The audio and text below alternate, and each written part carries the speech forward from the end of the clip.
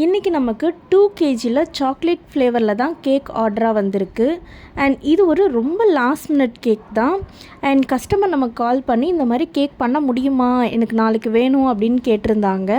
And நம்மளுமே image send பண்ணுங்க அப்படின்னு சொல்லியிருந்தோம். அவங்க வேறு ஒரு இமேஜ் சென்ட் பண்ணியிருந்தாங்க.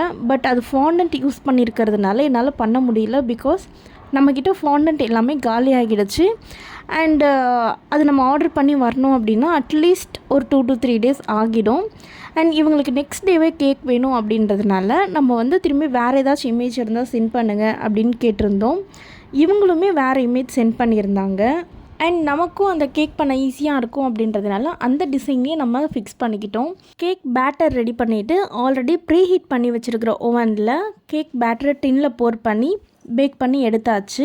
கேக் பேக் ஆகிற இந்த டைமில் நம்ம இந்த சாக்லேட்க்கு தேவையான சாக்லேட் கனாச்சுமே ரெடி பண்ணி எடுத்து வச்சுக்கிட்டோம். அண்ட் கேக் நல்லா கூல் ஆனதுக்கப்புறம் அதை ஸ்லைஸ் போட்டு க்ரீம் அது மேலே சாக்லேட் கனாச் போட்டு இதே மாதிரி ஒவ்வொரு லேயருமே நம்ம கட் பண்ணி எடுத்துக்கிட்டோம். அண்ட் ஃபைனலாக க்ரம் கோட்டும் கொடுத்து இந்த கேக்கை டிசைன் பண்ண ஸ்டார்ட் பண்ணிட்டோம். அண்ட் இது ரொம்ப லாஸ்ட் மினிட். அண்ட் இந்த கஸ்டமருக்கும் பர்த்டே செலிப்ரேட் பண்ணலாமா வேணாமா அப்படின்ற ஒரு டைலமாவில் இருந்ததுனால கேக் முன்னாடியே ஆர்டர் கொடுக்கல, அப்படி இல்லைன்னா முன்னாடியே கொடுத்துருப்போம் அப்படின்னு சொல்லியிருந்தாங்க.